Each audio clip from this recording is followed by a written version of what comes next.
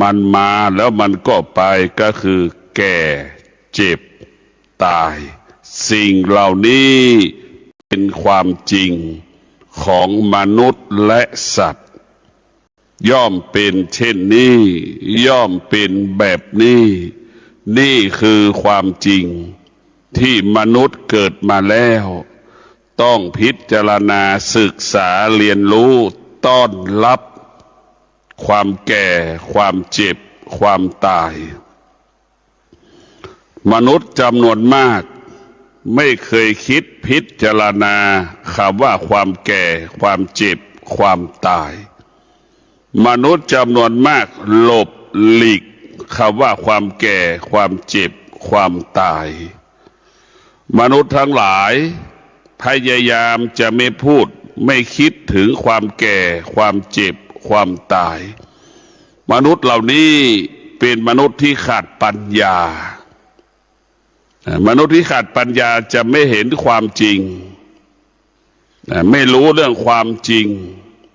แล้วก็ปฏิเสธความจริงท้ายสุด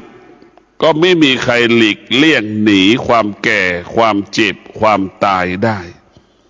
วันหนึ่งความแก่ปรากฏจิตใจก็สะเทือนหวั่นไหววันหนึ่งความเจ็บปรากฏก็สะเทือนหวั่นไหวอยู่ไม่ได้กินไม่อร่อยอยู่ไม่มีความสุขวันหนึ่งความตายปรากฏระหว่างที่มันจะตายจิตมันก็ตกต่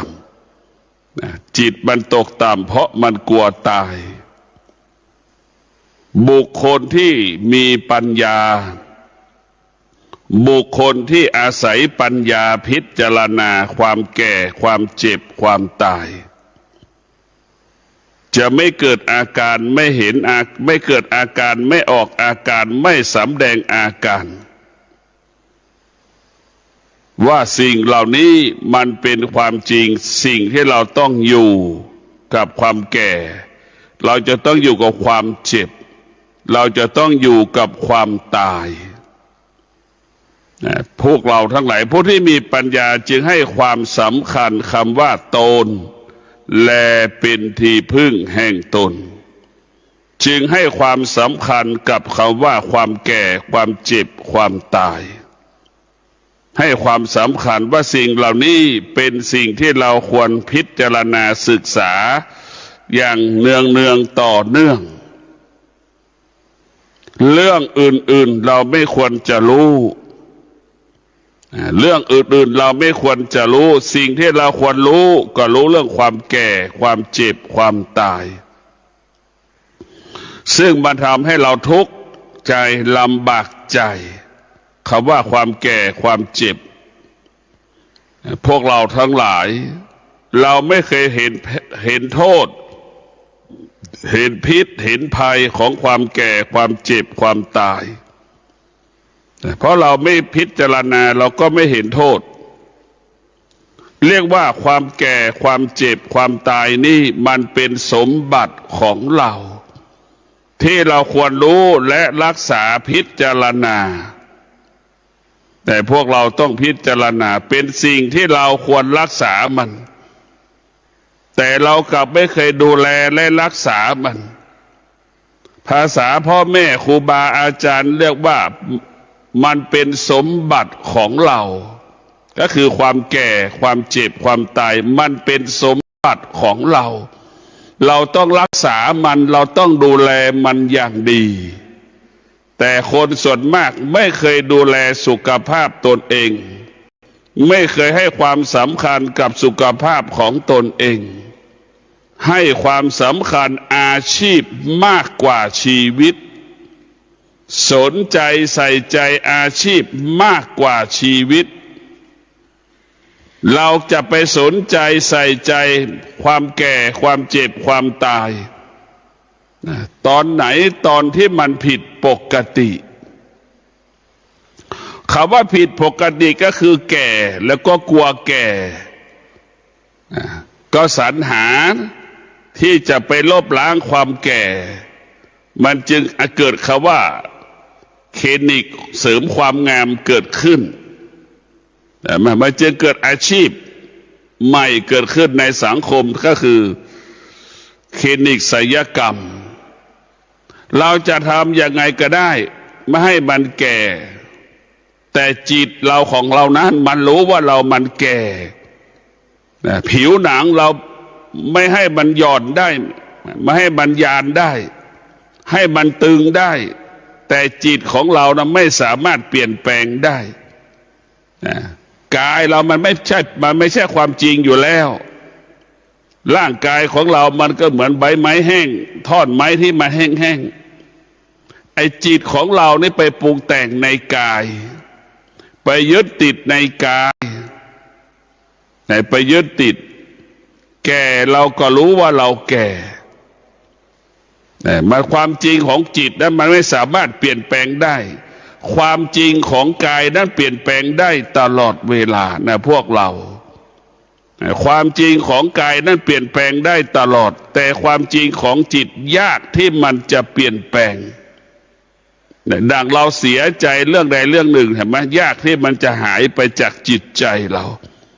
แต่เราจะเห็นได้ว่ารถชนเราก็สามารถรักษามันได้ใช้เวลาไม่กี่เดือนรถชนกระดูกมันหักเราก็รักษามันได้นี่แหละร่างกายเราเปลี่ยนแปลงแต่จิตเรามันไม่เปลี่ยนแปลงเจ็บมันก็รู้ว่าเจ็บปวดมันก็รู้ว่ามันปวดทุกข์มันก็รู้ว่ามันทุกข์ในพวกเราทั้งหลายเราจะต้องพิจารณาเรียกว่าปากกับจิตนั้นไม่ตรงกันปากเป็นส่วนหนึ่งของกายปากกับจิตมันไม่ตรงกันเมื่อจิตมันมีทิฏฐิมานะจิตมันก็ปฏิเสธได้ว่าใช่ไม่ใช่จริงไม่จริงนี่แหละบอกเราว่าความผิดที่จิตมันรับรู้นั้นไม่สามารถเปลี่ยนแปลงได้ดังลิ้นสัมผัสกับเกลือที่ไหนในโลกมันหวานมันไม่มีคุณลักษณะของเกลือก็คือเค็มนี่แหละพวกเราทั้งหลายมันไม่มีเกลือที่ไหนมันหวานมันไม่มีแต่คนที่เอาลิ้นไปชิมมันก็บอกว่าไม่เค็มอย่างเงี้ยมันโกหกนี่แหละพวกเราทั้งหลายความจริงความเค็มมันก็เกิดขึ้นที่ลิ้นมันก็รู้อยู่ว่าลิ้นมันสัมผัสกับเกลือมันเค็มแต่มันก็สามารถปฏิเสธได้ว่าไม่เค็มพอดีอย่างเงี้ยเหมือนหนุ่มเหมือนสาวไปกินข้าวร้านอาหารนั่นแหละนะเกรงใจกันอาหารไม่อร่อยเลยเห็นไหมแต่มันก็เกรงใจที่จะกินอาหารชนิดนั้นเห็นไหมพวกเราทั้งหลายเกรงใจกินข้าวเพราะเกรงใจไม่อร่อยนี่แหละพวกเราแต่ก็กั้นใจที่จะกินข้าวพวกเราต้องพิจารณาและว่าสภาวะจิตของเรานั้นจะต้องพิจารณาทุกวันโดยเฉพาะจิตที่เกิดปัญญาจิตที่มีปัญญาพิจารณาความตายเป็นอาหารชั้นหนึ่งของโลกเป็นอาหารลดเลิศเรียกว่าลดเลิศชั้นหนึ่งของโลกอาหารความตายจะพิจารณาแบบนี้พิจารณาความตายเป็นอาภรณ์ชั้นหนึ่งของโลกผู้ที่มีปัญญาจะพิจารณาว่าความตายเปรียบเสมือนดอกไม้ชั้นหนึ่งของโลกเนี่ยพวกเราทั้งหลายพิจารณาเป็นนี่ผู้มีปัญญาพิจารณาว่าความตายเป็นอัญมณีชั้นหนึ่งของโลกอัญมณีชั้นหนึ่งของโลกได้พิจารณาแบบนี้พวกเราทั้งหลายผู้ที่มีปัญญาไม่กลัวความตายไม่กลัวความแก่ไม่กลัวความเจ็บไม่กลัวความตายผู้ที่มีปัญญาจึงให้ความตายเป็นครูเป็นอาจารย์นะให้ความตายนั้นเป็นครูเป็นอาจารย์พิจารณาความแก่ความเจ็บความตายนะโดยเฉพาะ ผู้ที่มีปัญญาจึงรู้ความจริงว่าไม่มีใครเกิดมาไม่แก่ไม่เจ็บไม่ตายไม่มีผู้ที่มีปัญญาจึงรู้ว่าเราเกิดมาเพื่อแก่เพื่อเจ็บเพื่อตายไม่ได้เพื่อสิ่งอื่นเราเกิดมาเพื่อพัดภาคเราเกิดมาเพื่อพัดภาคแล้วก็จากกันไปเพราะฉะนั้นพวกเราผู้ที่มีปัญญาจึงเข้าใจเข้าถึงความจริงของธรรมชาติผู้ที่มีปัญญาจึงเมื่อเข้าใจเข้าถึงความจริงของธรรมชาติดวงจิตของผู้ที่มีปัญญาจึงอยู่เหนือธรรมชาติธรรมชาติปรากฏและสำแดงอาการดวงจิตของผู้ที่มีปัญญาไม่สะเทือนไม่หวั่นไหวเพราะดวงจิตผู้ที่มีปัญญาเข้าใจเรียกว่าเข้าใจและเท่าทันเข้าใจเท่าทันสิ่งที่มันปรากฏก็คือเกิดแก่เจ็บตายแต่พวกเราทั้งหลายพิจารณาเรียกว่าความตายเนี่ยเป็นมิตรของคนที่มีปัญญาความตายเป็นมิตรเป็นมิตรเหมือนกับว่าความตายเป็นอาหารชั้นหนึ่งของโลกเป็นอาหารรสเลิศของโลกเห็นไหมนั่นแหละคือความตายเพราะฉะนั้นผู้ที่มีปัญญาจึงเห็นความตายเป็นของธรรมดาเห็นความแก่เป็นของธรรมดาเห็นความเจ็บเป็นของธรรมดาเป็นของธรรมดาทั้งสิ้นผู้ที่มีปัญญาจึงเป็นผู้ไม่ประมาทไม่ประมาทผู้ที่มีปัญญาจึงมีสติและมีความอดทนมีสติมีสมาธิมีวิริยะภาคเพียรในการดำเนินชีวิต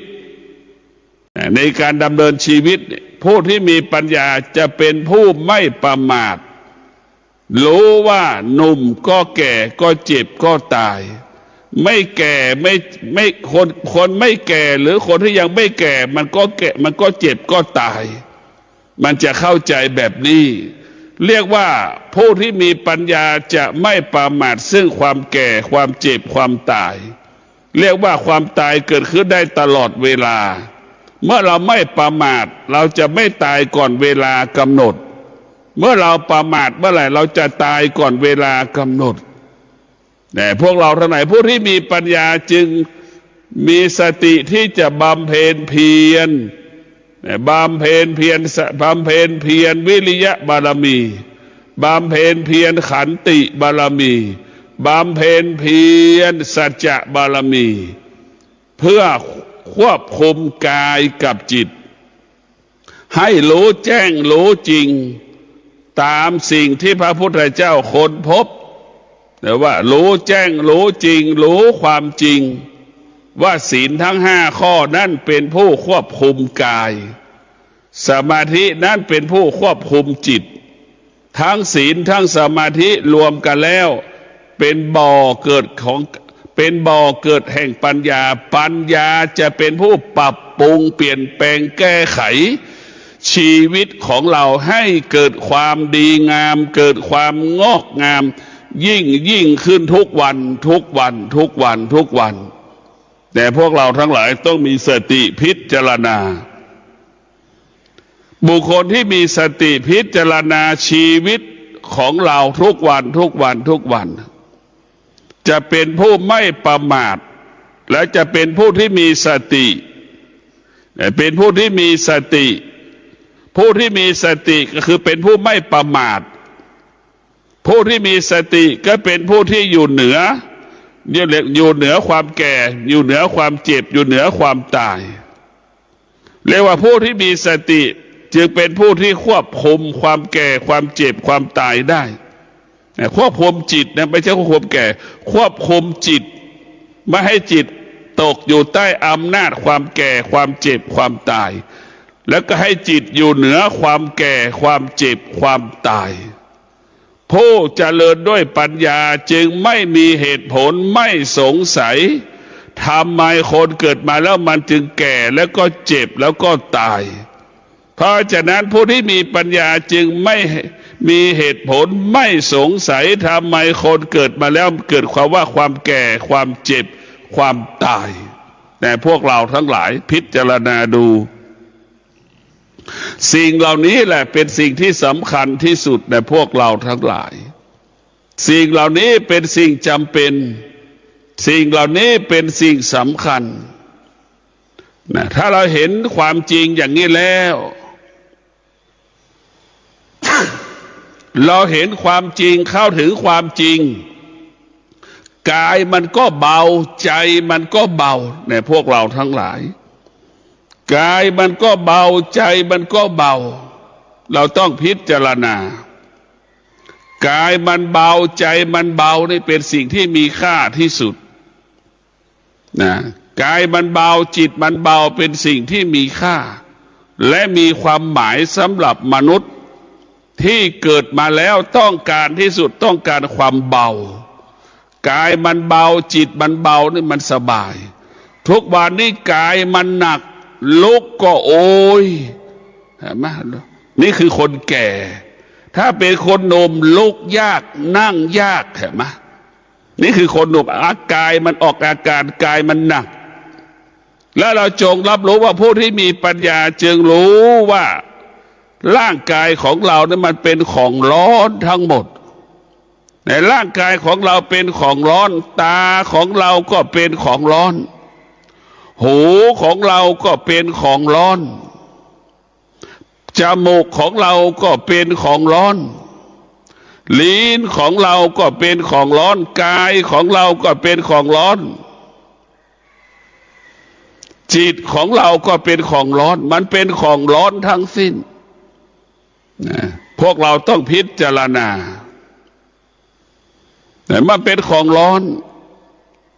ความสุขก็ดีความทุกข์ก็ดีความดีความไม่ดีเกิดที่ไหนก็เกิดที่ตาหูจมูกลิ้นกายใจผู้ที่มีปัญญาจึงรู้ว่าตาหูจมูกลิ้นกายใจเป็นเหตุให้เกิดความสุขเป็นเหตุให้เกิดความทุกข์เป็นเหตุให้เกิดทำชั่วเป็นเหตุให้เกิดทำความดีกับที่ตาหูจมูกลิ้นกายใจทั้งหมดทั้งสิ้นในพวกเราทั้งหลายจิตของเรานั้นมันมีความสำคัญต่อการมีชีวิตอยู่บนโลกใบนี้เจ็บวัดคำดันชีวิตของเรานั้นต้องฝึกฝนอบรมด้วยหลักธรรมคำสอนของพระพุทธเจ้าต้องอบรมสั่งสอนเช่นเรานั่งสมาธิก็เป็นการไม่ตอบสนองอารมณ์ไม่ตอบสนองความรู้สึกเช่นเรานั่งแล้วเราปวดเนี่ยเราปวดขาคานตามใบหน้าอย่างนี้เราจะไม่ตอบสนองความเจ็บปวดที่มันเกิดเราจะไม่ตอบสนองที่เราคานตามใบหน้าเราจะไม่ตอบสนองมันนี่แหละคือการนั่งสมาธิฝ่าฝืนความรู้สึกไม่ตอบสนองความรู้สึกนี่แหละคือการฝึกจิตนี่แหละคือการฝึกกายเมื่อเราฝึกจิตฝึกกายได้พวกเราทั้งหลายกายของเราที่สุดมันก็อยู่เหนืออยู่เหนืออะไรอยู่เหนือความเจ็บปวดมันอยู่เหนือหมดจิตเราก็อยู่เหนือความเจ็บปวดแต่มันก็รู้ว่ามันเจ็บเฉยๆแต่มันไม่สำแดงอาการเจ็บปวดมันไม่ตอบเพราะเราไม่ตอบสนองเราฝึกมาให้อยู่เหนือความเจ็บปวดของร่างกายเราฝึกจิตเพื่อให้อยู่เหนืออารมณ์ความรู้สึกต้องพิจารณาชีวิตของเรานี่เป็นสิ่งสำคัญเป็นสิ่งสำคัญที่สุดเราจึงอยากฝากให้พวกเราได้พิจารณาหลักธรรมคำสอนของพระพุทธเจ้าว่าด้วยความจริงของชีวิตทั้งหมดทั้งสิ้นว่าด้วยเรื่องความจริงความจริงที่พวกเราควรรู้ก็คือคำว่าแก่คำว่าเจ็บคำว่าตาย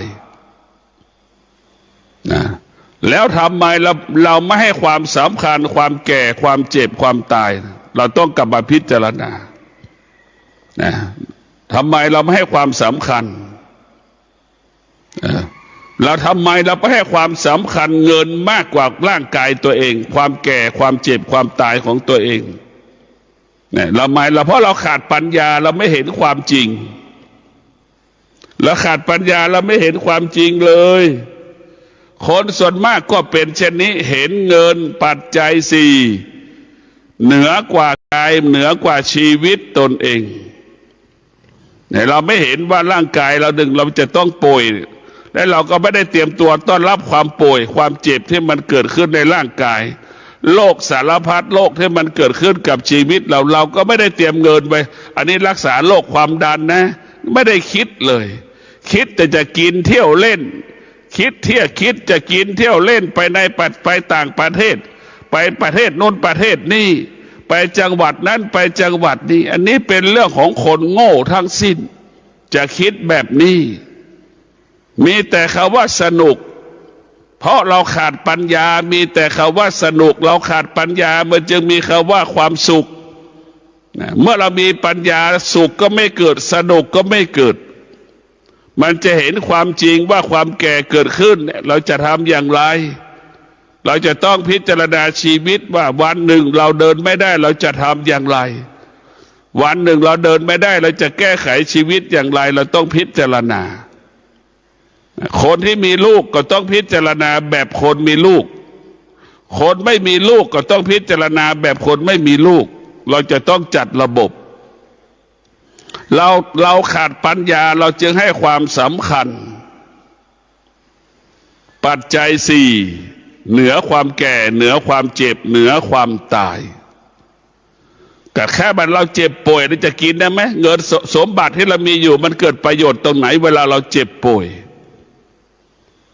มันไม่มีประโยชน์เลยเวลาเราเจ็บป่วยเราเจ็บป่วยแล้วกลับไปทุกข์กับที่เรามีสมบัติอีกยามเราเจ็บป่วยเมื่อไหร่ก็คิดอีกว่าถ้าเราตายใครจะเอาสมบัติเราไปคิดอย่างนี้เห็นไหมสมบัติของเราจะให้ใครอย่างนี้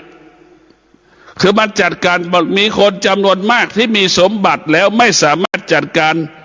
สมบัติตนเองได้ไม่สามารถแบ่งสมบัติของตนเองให้กับบุคคลอื่นๆได้ก็มีจำนวนมากมายมหาศาลสิ่งเหล่านี้หาเงินนี่มันง่ายจะแบ่งทรัพย์สมบัติให้คนอื่นๆนี่มันยากที่สุดรักษามันก็ง่ายหาก็ง่ายไอการที่เราจะจัดการแบ่งให้ลูกแต่ละคนนี่มันยากมันลำบากเหลือเกินเพราะเราขาดปัญญาเราไม่กล้าไปคิดอย่างนั้นคิดอย่างนี้อีกเราไม่สามารถจัดการเพราะฉะนั้นโดยเฉพาะผู้เจริญด้วยอายุ70มีสมบัติสมควรจะแบ่งปันสมบัติให้กับลูกกับหลานได้แล้วไม่ควรไปครอบครองสมบัติไว้กับตนเองจนแก่เฒ่าชราและจนหมดลมหายใจไม่ควรอย่างยิ่งแต่พวกเราทั้งหลายพ่อแม่ที่ชาญฉลาดพ่อแม่ที่มีปัญญาจะจัดสรรทรัพย์สมบัติส่วนหนึ่งเป็นของพ่อส่วนหนึ่งเป็นของแม่ส่วนหนึ่งก็เป็นของลูกๆจะแยกเอาแบ่งไปก็มีแม่จำนวนมากพ่อจำนวนมากไม่ยอมแบ่งมรดกสมบัติให้กับลูกพอพ่อแม่ตายลูกไม่ยอมกันไม่ยอมรับการแบ่งสมบัติทุกคนก็อยากได้สิ่งที่ดีๆอยากได้ที่ดีๆเห็นไหมเถียงกันไม่ยอมรับกันท้ายสุดก็ต้องมานั่งฟ้องร้องพวกเราทั้งหลายมีแม่จำนวนมากพ่อจำนวนมากสร้างบาปกรรมให้กับลูกตนเองเขาว่าสร้างบาปกรรมคือไม่ยอมรับแบ่งสมบัติมรดกที่มีอยู่ให้กับลูกพอตายไปแล้วลูกทะเลาะกันขัดแย้งกันฟ้องร้องกันเป็นคดีความเพราะทรัพย์สมบัติของพ่อของแม่ญาติพี่น้องแทบไม่เวลาตายยังไม่ไปเผาศพกันนี่แหละพวกเราทั้งหลาย เราต้องพิจารณาชีวิตของเรานั้นต้องประกอบไปด้วยหลักธรรมก็คือสติปัญญาเนี่ยแหละจะทำให้เราละความจริงก็คือเรามีสมบัติเราก็ละความจริงให้เขาไปแบ่งให้เขาไปสิ่งที่เราควรครอบครองก็หมายถึงสติและความอดทนนี่แหละที่อยู่ในกายอยู่ในใจเราแต่ธรรมะเนี่ยอยู่ในกายอยู่ในจิตเรามันอยู่ในกายอยู่ในใจเราตลอดเวลาเราครอบครองได้ตลอดเวลาธรรมะเราครอบครองได้ควบคุมได้แต่สมบัติของเรานั้นครอบครองไม่ได้ควบคุมไม่ได้เห็นไหมครอบครองไม่ได้ควบคุมไม่ได้ซื้อรถมาก็อยู่ที่ใต้ถุนมันเห็นไหมพวกเราทั้งหลายแต่ไอความแก่มันอยู่ในร่างกายของเราเนี่ยไอความเจ็บอยู่ในร่างกายของเราเห็นไหมเนี่ยพวกเราพิจารณาอยู่เราครอบครองความแก่ความเจ็บความตายเป็นอมตะเห็นไหมอยู่ในกับเราตลอดเวลาสมบัติปัจจัยสี่เนี่ยเราครอบครองไม่ได้แต่เราก็หวงมันยิ่งกว่า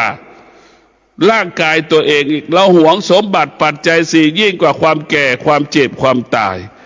ไหนบอกว่ากลัวแก่แต่ก็หวงสมบัติมากกว่าความแก่ที่สุดเห็นไหมนี่แหละมันหลอกจิตที่ไม่ได้ฝึกมันก็หลอกเ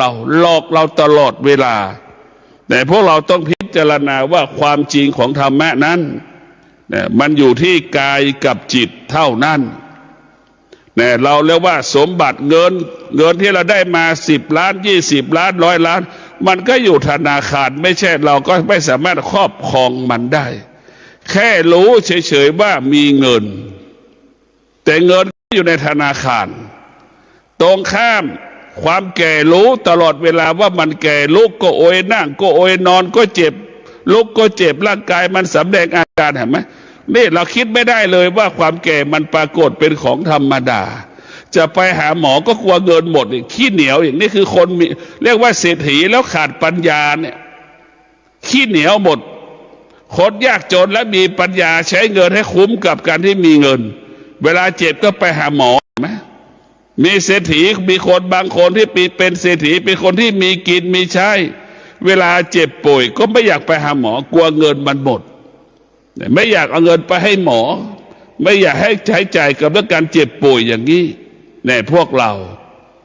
มันเป็นแบบนี้กันหมดพวกเราต้องพิจารณา